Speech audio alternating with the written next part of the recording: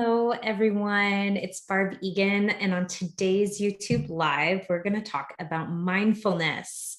So we'll go over what is mindfulness. This is a really trendy topic.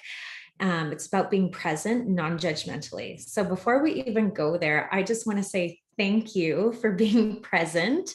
You were practicing some mindfulness for the last 10 or so minutes. We're having some technical difficulties, which can happen. And you had a really good opportunity to kind of sit in the present, not being able to do much about it, probably feeling some anxiety, maybe some stress of, oh, when is this going to start? Or is this working right? Did I do the right thing? Or at least that's what I think when I'm waiting for something. And I want to tell you that mindfulness can be done, before you go to sleep, to put yourself in a nice, relaxing state, kind of activate that parasympathetic nervous system. Fancy word for kind of that rest and digest system where we can really rest, we can digest what we've learned, what we've ate physically, mentally, emotionally that day. But when we practice mindfulness in those situations where it's, an already pretty calm setting, then we can actually use mindfulness as a tool, being super present in the moment, non-judgmentally, not beating ourselves up, not being our inner critic, but just being present in stressful or uncertain or even small or big situations, even like waiting for internet or technical difficulties. So if you're someone like that, you're going to get to practice some mindfulness today. I just want to welcome everyone on. I'm seeing, mindfulness is hard for me. That's what Nika says. Thank you. Thank you for being honest, because I'm excited for these tips too. This does not come naturally for me. This is something I have to work on so hard because I'm a doer, I'm a goer. I don't always think while I'm doing it. Like I'm a multitasker. I'm a mom too. So there you go.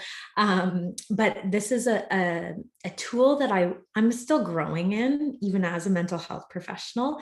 And I'm really excited to walk through this with you. So welcome everyone. Thank you. Thank you for coming on today.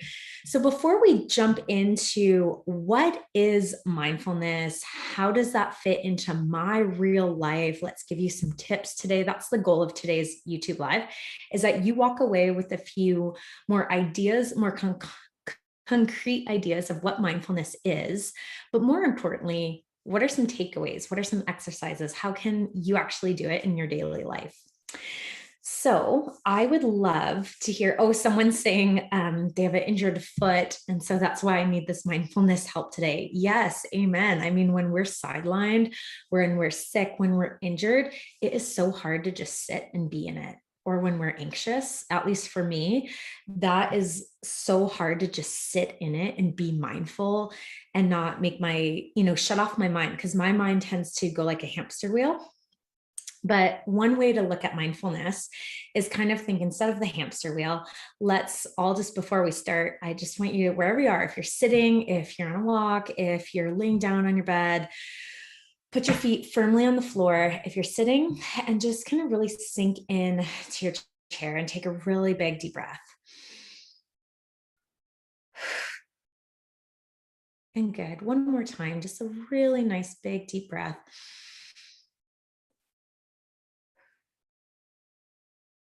And as you're closing your eyes, keep them closed, keep the breathing going. Feel like you're melting into that bed or the chair, your feet on the floor. And I want you to think of a really calm, nice little creek or a river. And down that river comes a red leaf. And you see that red leaf and you notice it. You don't try to go pick it up and take it out. You don't try to examine it. You don't try to challenge it. You don't try to replace it with something else. You just notice, that's a really beautiful red leaf right there. It's floating along the creek. And you just watch it float slowly by you. There it is, and there it goes. And take a deep breath. And you notice an orange leaf. And the same thing, we don't go to it. We don't crumple it up. We don't challenge it. We don't replace it. There's nothing wrong with it. We just acknowledge it and say, there's an orange leaf. And we try to describe it maybe a little bit too. really study, really look at the veins of the leaf as it passes by us. Oh, there it is. And there it goes. And one more deep breath. Oh, there's a yellow leaf. That yellow leaf is very vibrant. It's very yellow. It's like a golden yellow. See some brown spots on it. You just acknowledge it, you accept it, and you let it go. You see it floating past you in the creek, and there it goes. So one more deep breath.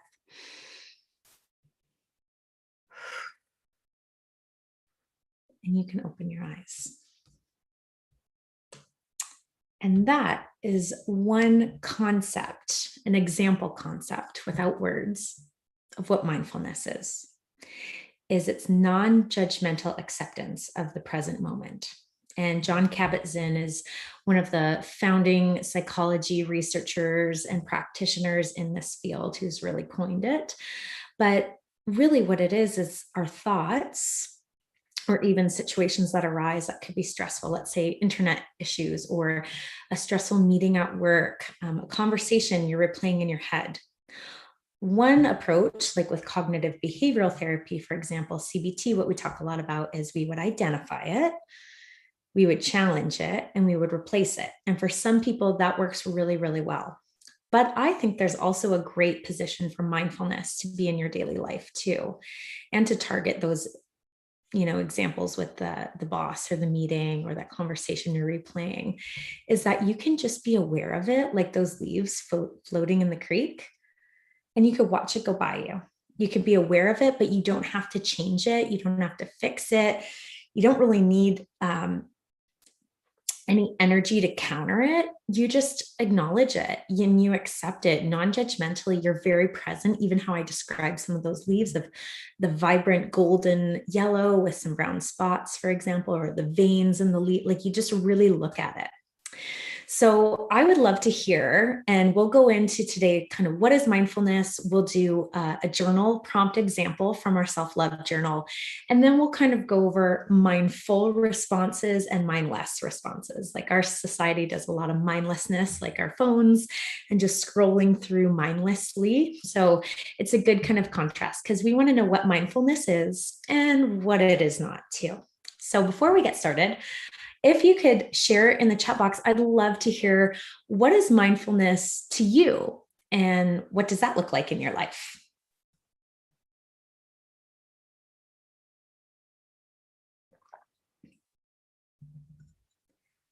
And I want to invite you in that there's no right or wrong answer. This is just good examples for other readers and listeners and people who watch the recordings of this to identify with, because that's the whole point of anything that we teach is how does it fit into real life? So what does mindfulness look like in your life, or what's a definition that you would use to identify it? Anything like that.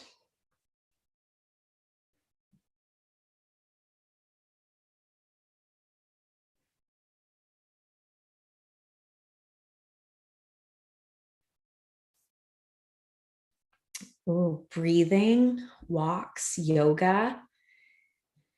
Yeah, so even how we grounded ourselves, that kind of deep breathing to really ground the nervous system can help you be very mindful or very present. The sensations in your body, the body scans. So kind of starting from the top of your head, going down to all the big muscle groups, feel it clench and release through all, your jaw, your shoulders, your arms, and then release your core, your legs, your calves, your feet. That could be a good body scan, mindfulness to really help the body calm down. Walks, yes. So a mindful walk, what that could look like is, in my practice, we do a lot of walk and talk therapy. So of course we have the online and the in office of what you think of traditional therapy, where you come in and sit on a couch and have a coffee and talk to someone. But walk and talk is really beautiful because just being in nature really grounds you. The sounds of the birds, the stepping on sticks or leaves, the ground, the unevenness, the greenery, the creek that you can hear, it activates the senses, it activates the nervous system to really calm you down. And it's so beautiful. And that can be beautiful. Yoga, yes, gentle stretching for your body. Like really, we hold things into our tissues, in our muscles. So to be able to release that, that's beautiful. One practice is really big is mindful running. It's like being very present when you're jogging or walking or any exercise really, but that's a really good one. There's a lot of research behind it of how the muscle groups, how your feet hit the pavement or the path, your breathing, that you get really in tune. I love the phrase connect with your breath. And I think that's such a grounding phase that you can do on a walk or a jog or in the office or in your car. But when you can start to feel the stress rising, like connect with your breath. And it's probably short and shallow, which is going to exacerbate stress. Or we can take control of it and elongate it. Beautiful. Thank you, Darcy, for sharing. Morgan says specifically and intentionally making eye contact during a conversation. Oh, Morgan, I love that. And I bet the people that you talk to, yes, it's vulnerable, but don't you feel so connected when someone actually makes eye contact with you? Because we really don't. And I feel it too. Like if I don't make eye contact at the till when I'm checking out, or a barista at a coffee shop, or someone, I just feel like there's this missed connection. And I think it's so powerful to really help us be present in the moment and build that mindfulness through connection and seeing, like making eye contact. Amazing. Yes, Lauren, it's finding the calm, grounding myself. Yeah. What brings calm to my life? What brings calm to your life? And there might be some overlap, but there might not be. There might be a lot of differences. And maybe that's where in your journal, you keep a list of things like what brings peace to my life or to my home. And what does that look like? Keep a list so you don't have to think of it in the moment. But again, just like those leaves in that creek example of mindfulness, is you can go back to it and say, okay, I'm just going to pick that. Oh, yes, I'll light a candle, or I'll put this essential oil on, or I'll put this specific type of Nora Jones music on, or something like that, to help me just be really present and connect with whatever I'm putting in my atmosphere. Michelle, eating slowly and enjoying, savoring each mouthful. Michelle, I'm so glad you said something about that. I actually do a lot of lunch and learns or talks for big companies that they bring me in, and I literally talk about this when they're having lunch. Mindfulness is a big topic that most organizations want their employees to know about. And so that's the one I go to because, well, one, you get a free lunch. No, I'm kidding. But you get to teach them in real time about food, because we eat throughout the day. There's a lot of great examples. Or your coffee or tea, and really holding that mug, like feel it. What does it feel like? The smoothness, the color, the blue, the tan, the roughness, the smooth ceramic, off-white. Really smell the tea, really taste it. That is amazing. And with eating, there's so much connection between body image, body dysmorphia, eating disorders, the mindless eating, and that we all do. We often think of it like mindless late night snacking, like you're just watching something, but it's that habit that's formed. You're eating the popcorn or the chips or the chocolate, or drinking, that could be alcohol or anything like that. And when we become very mindful of what we put into our bodies, and we really chew it slowly and like really savor the taste and think about it, that's being mindful in our lunch or dinner, our breakfast, our snacks. And that's a great practice I'd encourage you all in, because it's harder than it seems, and no one's perfect at it. In fact, heavenly hunks, those, like square little chocolate chip things from Costco, that's my weakness. And I caught myself, I was doing some work and I was just eating them as I'm doing paperwork. I ate like 6, like, oh, wow. And again, it's just acting. I could have gotten hard on myself and beat myself up. I could say, oh, this is a great opportunity next time when I have a drink of water, when I have a snack, or when I have anything to eat, practice mindful eating. Lee, journaling for me requires mindfulness. I guess that's why I have trouble making myself do it. That's so true, because it's this forced time. And for people who like to pray or meditate, this often goes hand in hand with mindfulness. And what it is it's this like really focused act of writing something down and being really in the moment of really intense focus of what you want to communicate. And it doesn't always have to be that way. Journaling can be like word vomit, where you just spew and get anything out, or do bullet points. And we could do a whole thing on journaling, maybe check out some of our journals because a blank piece of paper can be kind of intimidating. But it is when you're just kind of thinking about a specific purpose, or like the 3 highlights of my day, or the 3 things I was grateful for. Like that intense focus really does take being present, being mindful. That's great. Morgan, putting intention behind interactions in general, like being very intentional in your interactions with people, I bet too. That's a huge one. Ooh, I like your name. Save the butterflies. I like that.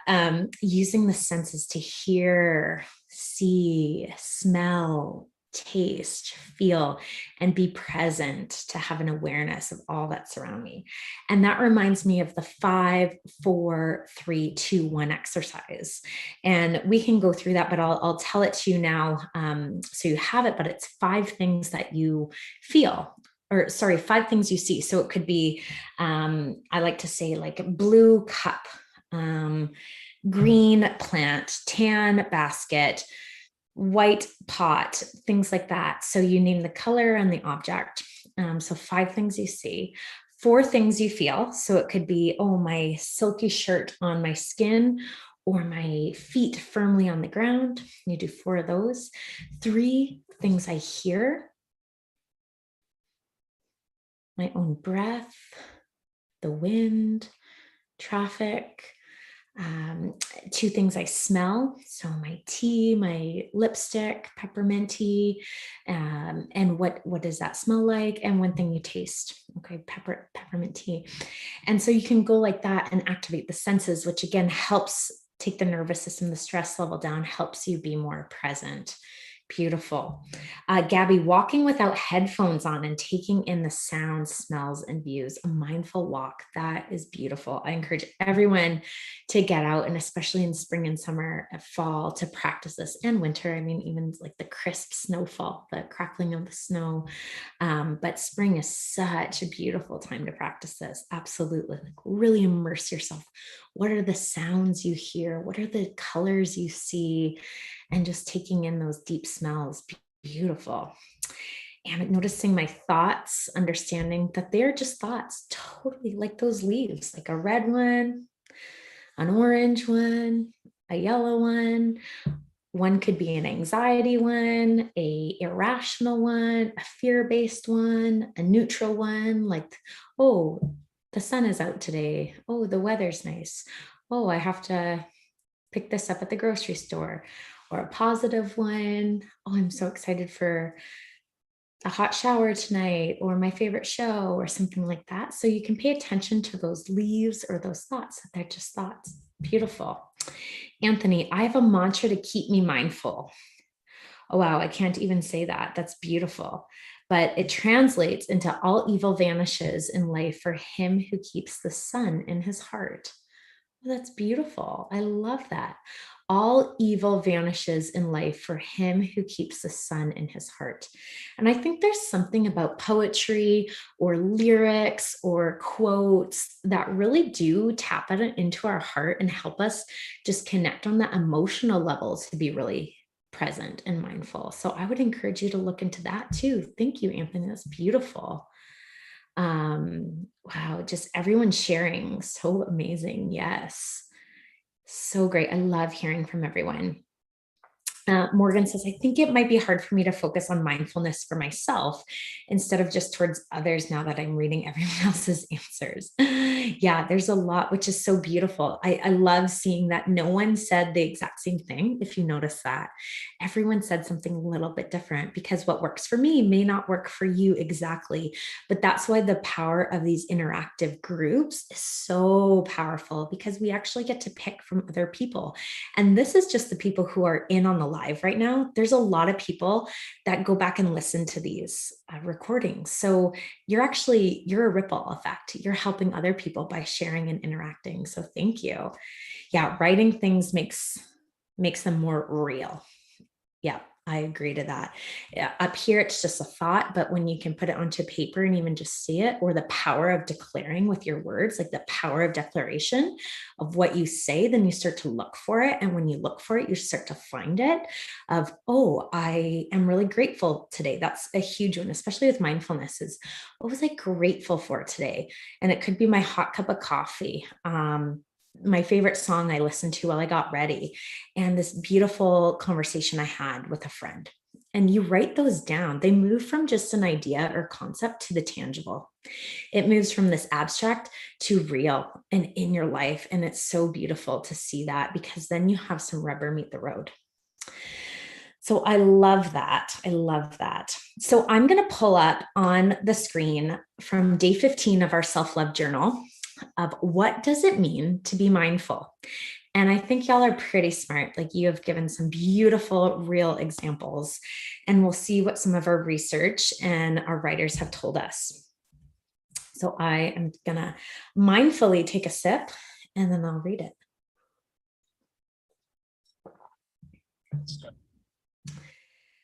So what does it mean to be mindful? Mindfulness is the third core aspect of self-compassion. Mindfulness is attending to one's present moment with purpose and kindness. Mindfulness involves acknowledging your goals for personal growth, being present in moment-to-moment experiences, and approaching these ideas with an open heart and mind. By being mindful, you consider the current moment and your intentions for the future without judgment, simply acknowledging where you are at this exact time. So our daily intention: consider how goals for personal growth and being present in moment-to-moment experiences work together. So I'd love to hear from you all. That all sounds really great. But again, I'm all about teaching the psychoeducational component of it. So teaching, that's a big part of my work, as I'm a clinical supervisor. I love to teach graduate students. I love to teach people in general, but what does that actually look like in our life? So from what I just shared or what you see on the screen, does anything stick out to you about this journal prompt? Of maybe how goals for personal growth and being present in moment-to-moment experiences may work together in your real life, or know that mindfulness is attending to one's present moment with purpose and kindness. What's the time that you did that? Or how could you do that even right now or today? Of being purposefully listening, or someone wrote earlier about taking notes. And there you go. That kind of acts the intentional and the focus, and just even feeling your paper and your pen, the sensations of it, the physical sensations, that's practicing mindfulness. So does anything on this journal prompt stick out to you? I'd love to hear about it.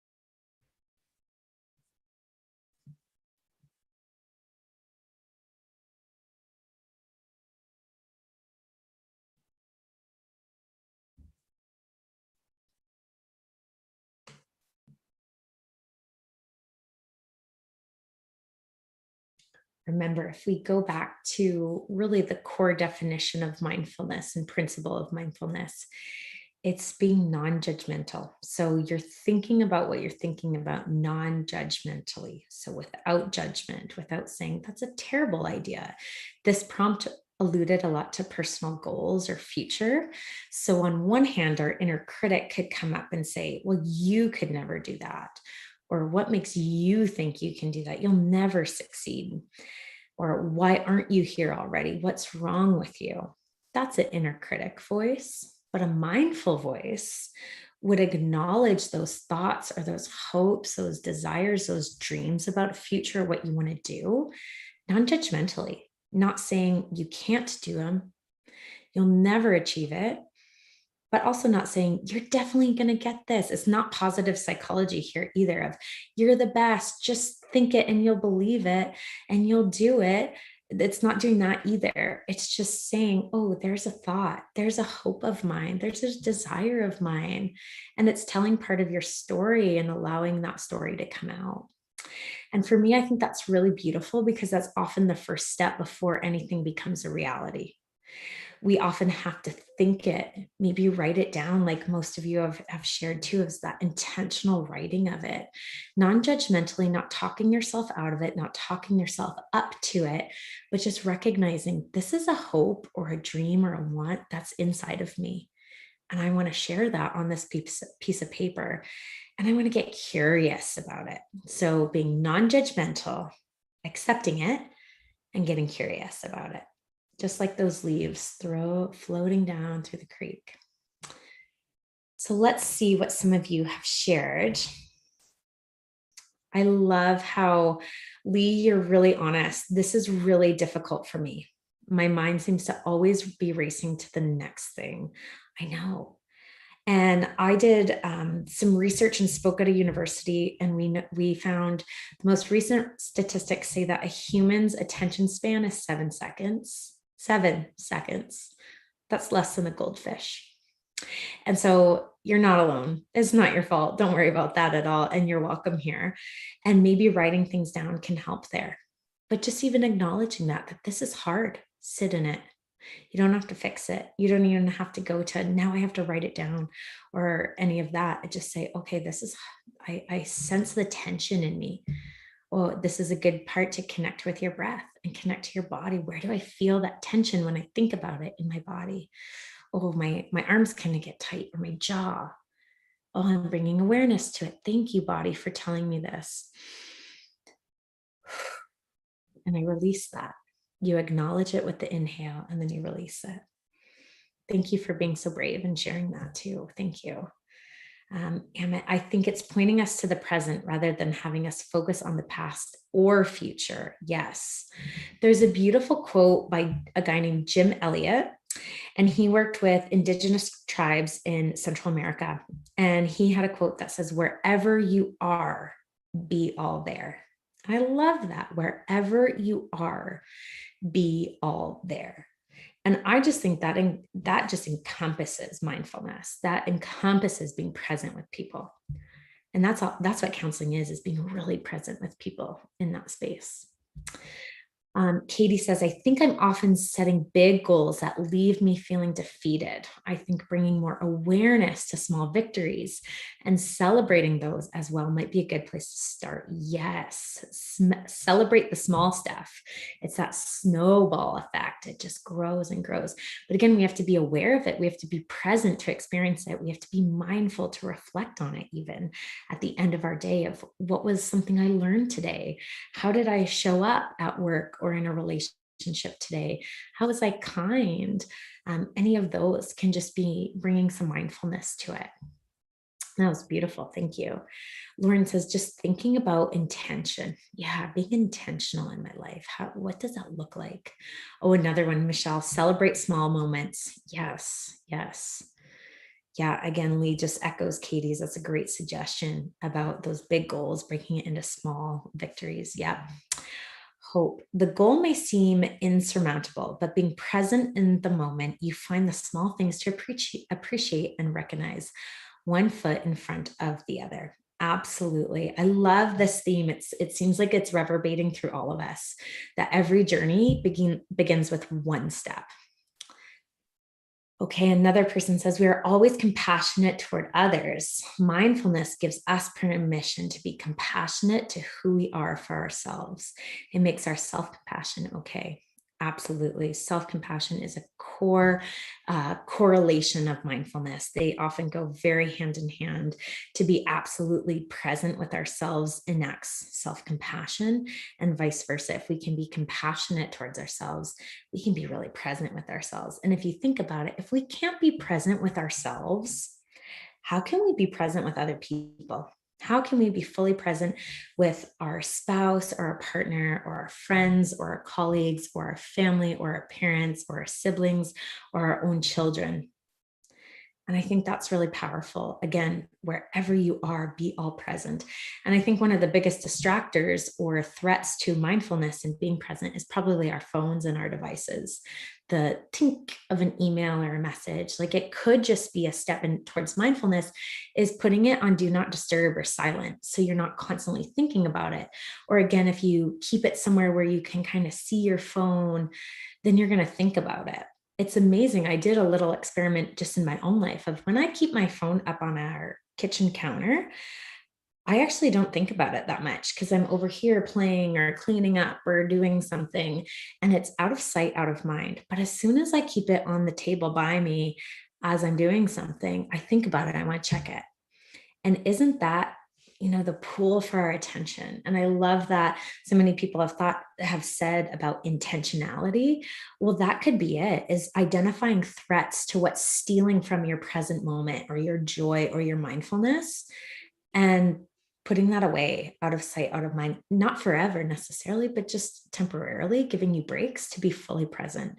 And it really is so beautiful. And then again, that can tie into, I could reflect on that at the end of the day. I could write that down and say, I'm growing in my being present or being mindful. I kept my phone up on here and I didn't go to check it during dinner or whatever, but it's acknowledging those small victories. So you see how they all kind of go hand in hand. You guys are amazing. Okay, Amit, sometimes I can think myself out of trying new things or being vulnerable. This prompt is helping me realize that in the moment, we can change the future and rewrite the past as we perceive it. Yes, it's like we can get in our head and talk ourselves out of anything. But if we just acknowledge, oh, that's just a thought, it doesn't mean it's true. That's just a leaf. There it goes. It's going to keep floating. It's going to keep floating. It's going to bypass me. It's okay. And then you can make another choice in front of you. Do the next best thing in front of you. And again, one more person says, staying curious and taking a moment to explore an alternative route sometimes gets you unexpectedly to your goal quicker, or opens the eyes to something else that is even more suited to one's dreams. Yeah. Being able to kind of brainstorm and think about what you're thinking about.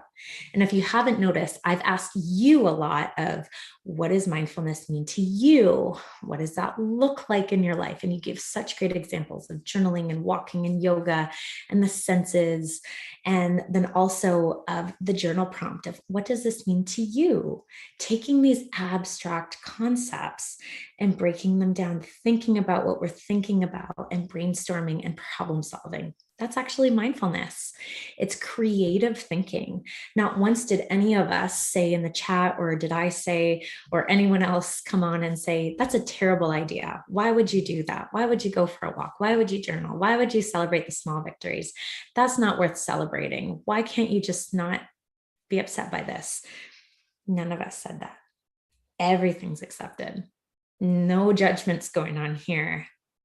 And in fact, we're all just non-judgmentally being intentional and being present and practicing some things. So good job. So now I'm going to pull up another kind of diagram that's really helpful to see what mindfulness is, or a mindful response to usually a stressful situation. That's usually when we can really practice mindfulness. But I would practice some of these things, when you're not too stressed out, when you're more nice and calm. So then you can actually put it into practice when you are. So mindful versus mindless response. So a mindful response, so we can actually respond to something, versus a mindless reaction where we just react out of it. So again, if we go back to this mindfulness definition. I'm going to read a definition to you. So, mindfulness has been defined as a moment to moment awareness of one's experience without judgment. This means being present in the moment with a feeling of acceptance. Increasing one's mindfulness can result in reduced symptoms of anxiety and depression, improved concentration, and a number of interpersonal benefits in your relationships. So basically, what that's saying is if we can be moment to moment aware of being present without judging, just being fully present in the moment, wow, do we feel a decrease in our stress, anxiety, or sadness, depression? We feel an increase in our concentration, our ability to focus and be intentional on the task at hand. And we see an increase in benefits in our relationships because we're more present. We're more present in our mind. We're more present in the body, so we can be more present with people. So that's pretty amazing if we go off that. Okay, so what it is, mindfulness, what it is and what it is not. So let's say we have this stressful event. We're going to look at a mindful response, which is the one that maybe we want to try to emulate or grow in, and the mindless reaction, where there's a stressor and we just react. We just say the worst thing that comes to our mind. Okay. So let's everyone, I'm going to have you just put your feet on the floor, close your eyes, and take a really big deep breath.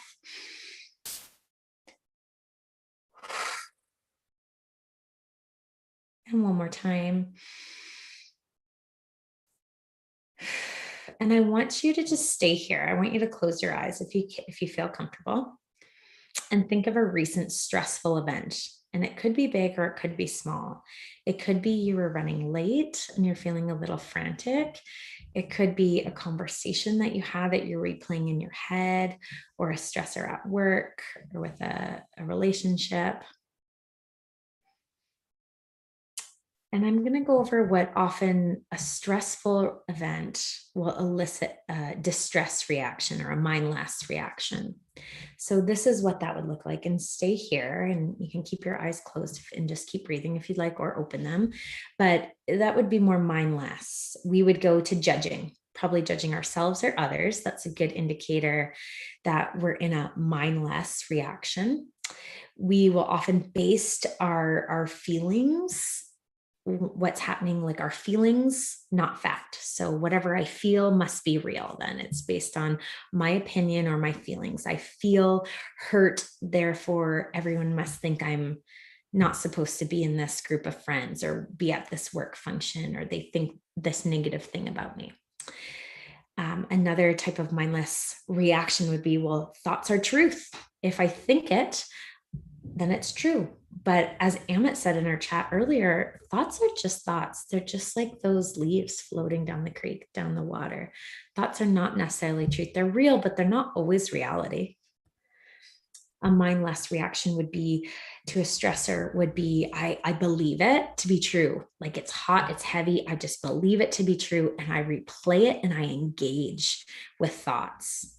So if I think, oh, I can never get this right, or I'll never get this promotion, or I'll never lose the weight, or whatever, I believe it to be true. And then I just keep thinking about it. Like I replay it on that hamster wheel. I replay it and I engage with it. And then it grows into my brain and it puts its weeds and its roots down. And so whatever we grow waters, including weeds, and that's a weed. So if that's what's happening, that's a mindless reaction that we can, again, we'll get to what a mindful response would be of what to do instead. But basically that we keep replaying those thoughts over and over and over again. There's those leaves floating down the creek, but we fixate on that yellow leaf and we can't get past it. Another mindless reaction would be attention on past and future. So again, not really present whatsoever. Some people explain this like disassociation, but you disassociate or disconnect from the present. You just replay the past of, oh, the last time that this happened, or the future, this will always happen to me, or the worst case scenario, the what if about it. And so again, connect with your breath. Feel it in your body. Maybe I'm shaky, and just bring attention and awareness, starting with your body first. Of where in your body do you feel it? My hands. And just start to breathe and release. And that's helping you be mindful. That's helping you be present. Mindless reactions, we often tend to then avoid. So we have a stressor, we have a stressful event, and we avoid it. We avoid the situation or the person or thinking about it or emotions at all. We just avoid it. So it's like those leaves floating down the creek, but instead of seeing them and enjoying them or getting curious about them, we don't even look at the creek. We don't even notice what's in there. And you just avoid. And that's no way to live your life. In fact, the things that you avoid actually have control over you. It's like these worry monsters or these anxiety monsters that grow every time we avoid it. Another mindless reaction would be going on autopilot. So you're just disengaged, you're going through the motions, you're numb. It's like when you're reading a book, but you're not fully present there. And you just read a page and you're like, what did I just read? I have no idea. Or you had a conversation with someone and you just totally stared at their face and blinked out the whole time. You're like, what did you just say? You just told me that? What? You didn't actually hear them. And so we see this a lot when people are walking on the street and they're on their phones and they're doing a few things at once. They're on autopilot. You actually can't be fully present by doing so many multitasking things. So one tip is just to put those down, focus on one thing at a time. You're actually much more productive when you go one, finish it, go to the next. Another mindless reaction would be a struggle, some emotional distress, increased physical stress symptoms and pain in our body. So because our body often tells us that something's up before our mind clues in. So we could have a racing heart. We could get really hot, like our temperature increases. Maybe we feel really nauseous or our stomach drops, or we have tightness in our chest and chest pain. So pay attention, where in my body do I feel it? That can help just elicit a more mindful response, because when our body starts to feel out of whack, our brain starts to panic, and we may not know it because we're on autopilot. We've kind of numbed it out or avoided it or shut it out. Again, connect with your breath. Maybe you put a timer in your phone that every hour it literally says that, connect with your breath or connect with your body, and just do a quick body scan. Like, where do I feel some tension that I'm holding? Bring awareness to it. Inhale and release. And a few more mindless reactions. We've got about 3 more and we'll go to the good stuff. I promise you that. So it could be a fog of upsetting thoughts, overwhelm, catastrophic thinking. So when we talk about thinking traps or those cognitive distortions, this usually comes out of a mindless reaction. We're not fully present, thinking about what we're thinking about or being creative and brainstorming, where our thoughts have now trapped us. They have taken control of us. It's a fog. People often describe it like a brain fog. And of course, difficulty making decisions or focusing. A lot of you had shared about being intentional. That goes out the window when we respond in a mindless way to a stress, or it's really hard to make a decision. We go into a brain fog. We get indecisive. We can't really think straight. So again, deep breath. What helps me when I notice myself going there is writing things down. It helps me to channel that extra pent-up energy into a focus and writing it down. And even if it's I get it all out on that piece of paper, that sticky note of all the things or what my decision options are, and then cross certain things out. I don't even have to come to a decision, but maybe I know what it's not, just like what we're going through now, what mindfulness is not. This is not what mindfulness is. We cross it out. And it just helps. The process of elimination can help me then take what I want to focus on, put it back in front of me, and just pick one to focus on. And finally, just being reactive or impulsive behaviors. So again, that could be impulsivity. It could be mindless though, like of the numbing of just the repetitive. It's kind of soothing. It could be tapping. It could be eating.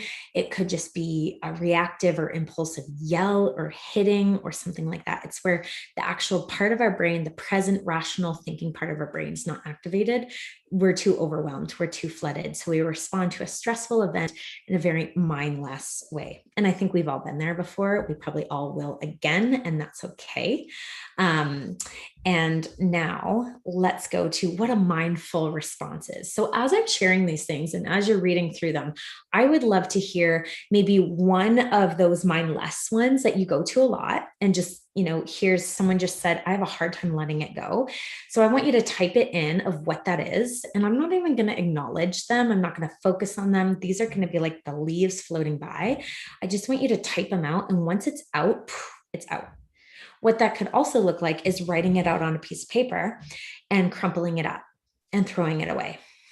It could look like writing it out on that piece of paper and lighting it on fire.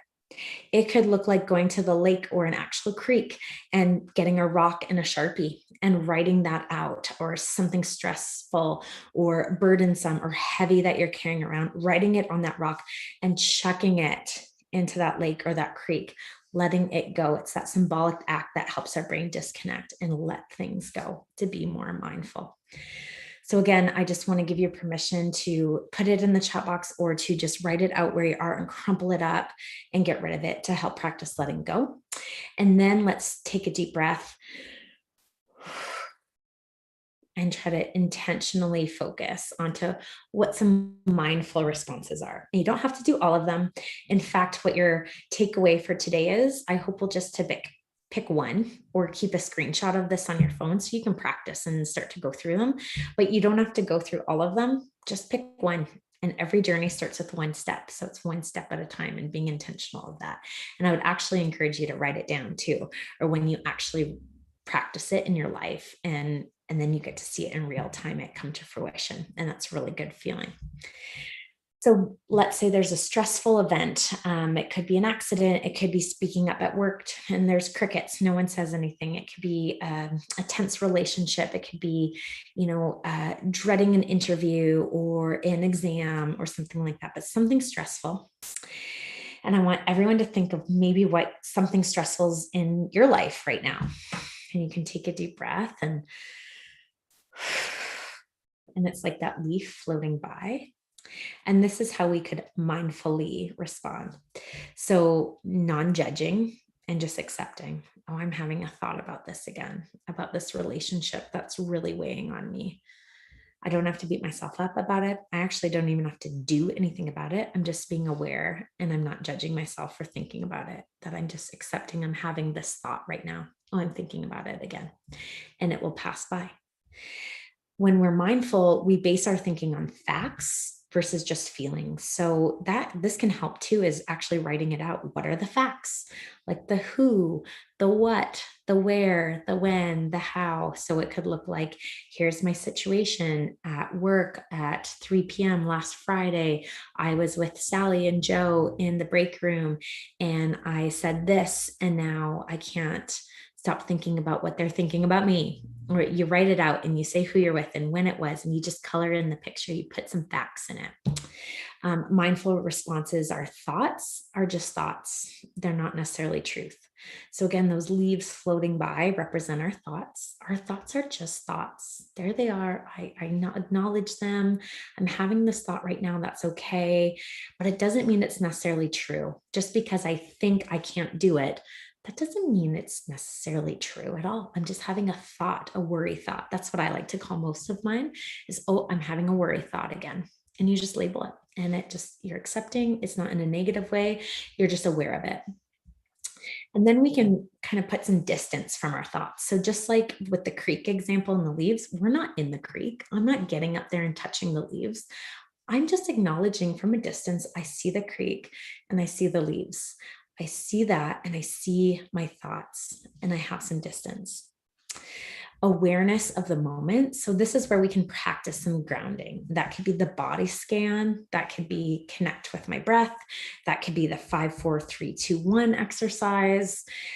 There's some really great apps like Calm, Happify, Mind Shift, Sam Velo, if you're in the United States.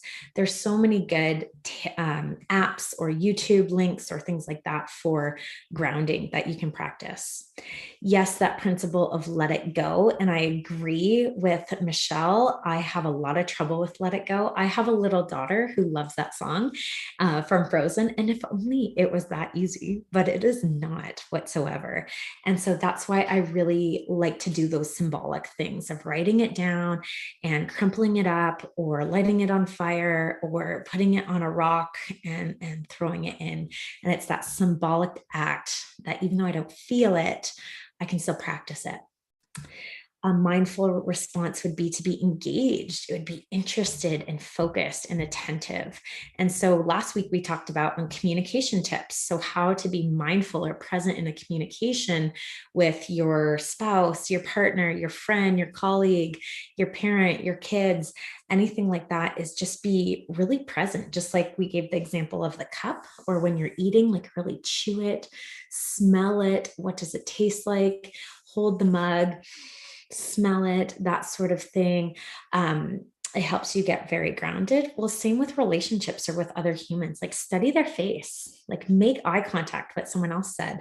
That can be beautiful. Practice that reflective listening of kind of summarizing and reflecting back what you just heard, asking if you got it right, pick something out of what they said to talk on a little bit more, being focused, being attentive, being interested, being engaged. That will help us not go to autopilot and just, how was your day? Good. How was yours? But really being engaged, maybe mimicking facial expressions too. Mindful responses helps reduce distress and pain. We actually see our body rest and digest. Our muscles, our stress is held like this, and we can bring awareness to, oh, I'm tightening my jaw again. On the exhale, I'm going to release all that stress. And we can actually see that in our body. Mindful responses, we have a clear and alert way of thinking. We're able to weigh wise decisions and consult with wise counsel. So instead, before we were having difficulty making decisions or focusing, or very indecisive, I don't know what to do, which we're able to think about what we're thinking about. We're able to see our possibilities. Maybe it's process of elimination or option A, B, C, and break it down into more manageable chunks and really make a wise, informed decision. And we're able to talk with other wise people that we respect and involve in our life and invite into that process. And then finally, a mindful response is to be calm. It's effective. You're not just on that hamster wheel going spinning, spinning, spinning. You're moving on that journey, one step in front of the other. You're actually moving and you're seeing some progress. And that actually is so huge because it helps us build confidence that I can sit in this emotion. I can acknowledge that thought. I can let it pass by and I'll be okay. And I can practice being mindful. Maybe I can't control that work meeting or what happens in this test or exam or relationship, but I can just right now in my present moment be all here. And I hold my cup and I take a drink and I connect with my breath and I put on one of the calm affirmations or practice some of that. And it doesn't change everything. It doesn't make everything rainbows and butterflies, but it helps me stay in it so I don't get lost and overwhelmed or succumb underneath it to all the overwhelm of my thoughts and my feelings. So I hope some of the mindful response and the mindless reaction resonated with you. And again, we do both, probably a little bit more of the mindless reaction if you're anything like me. But again, it's all about these learning opportunities of saying, okay, what's one of these that I can lean into today? And sometimes when we have an idea of what to try and lean into, we can at the end of the day say, how did I respond? And then you're proud of yourself. You're actually being present throughout the day, looking for those reactions of how you were calm or how you were more present with someone, how you practice a grounding exercise. And then you get to write that down and actually be able to kind of encourage yourself to keep doing it. It's that snowball effect. You get to see it in real life. So I would encourage you, keep this list, try to practice some of these mindful responses and write them down when you do them to make it more real in your life. Yeah. Oh, good. Michelle says, I just moved and I have to organize my house and get the boxes done as fast as I can. Whew, I kind of like sitting with all my boxes in my new apartment. Yes. And just studying those boxes, picking one at a time or one area at a time. That can be a very practical way of practicing mindfulness. And our physical space often reflects it. Is when our physical space is in disarray or it's untidy, it actually triggers the anxiety in our mental space. And so if we can take control or be present and really feel the clothes that we're packing away or putting away or putting the pictures up and really studying it, but that's mindfulness in real life. That's helping take some control and order into your real life, your physical space. That can help calm that mental space too. That's a huge one. And moving is so hard. Good job, Michelle. That is a hard one, but just think how good it will be when you're settled into your new own space.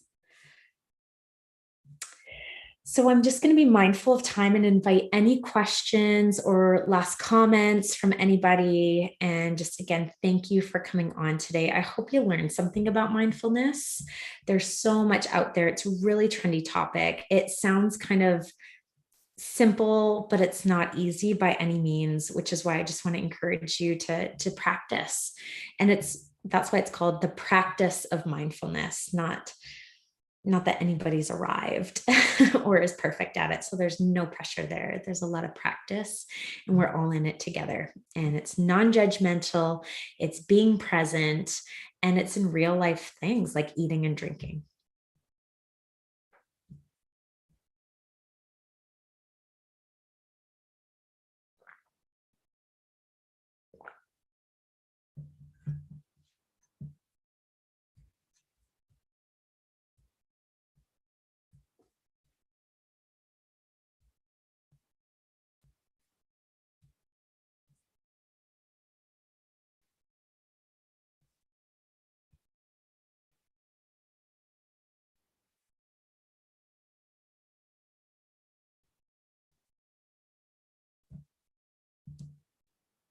Oh, I'm glad. Oh, thank you so much. This was so helpful. Good. Thank you. Good. Good. I'm glad this is helpful because we're all learning it. Again, this is not my strong suit. Like I'm a goer, I'm a doer. I'm not very good at sitting and being, and it's a big practice for me. And so I'm right there with you in practicing these. And I love that we get to champion each other and hear of what that looks like in your life, what it looks like in somebody else's life, in my life. And that can be really powerful in those real life examples. Yes, I'm glad it could help you understand it better. That's wonderful. Good, good. Well, thank you all so much for coming on today. Again, with any other questions, we have a comment section. You can always go back and listen to this and the recording too. But there's some really great resources out there on YouTube, on TikTok, on Instagram, all on mindfulness. Some of the apps, Calm and Happify and Headspace and those sorts of things too. And journaling, like our journals are really great. There's a lot of other good mindfulness workbooks and things that you can get or books on it. And there's so many great resources. I know that can be overwhelming too, but I just want to encourage you, if this is something that you're interested in, there's a lot of ways to just start exploring non-judgmentally, to be present and explore it.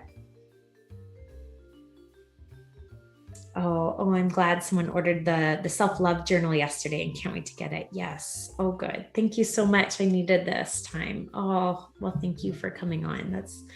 That really does a wonder to my heart. I appreciate it. I know everyone's really busy. So whether you're on live or you listen to it at a recording, and if you can take one thing away from this really does make me just so grateful that you would spend time with us, and hopefully it helps you. Oh, wonderful. Okay, well, thank you all so much. Go and have a fantastic end of your Monday and the rest of your week, and we will see you next Monday.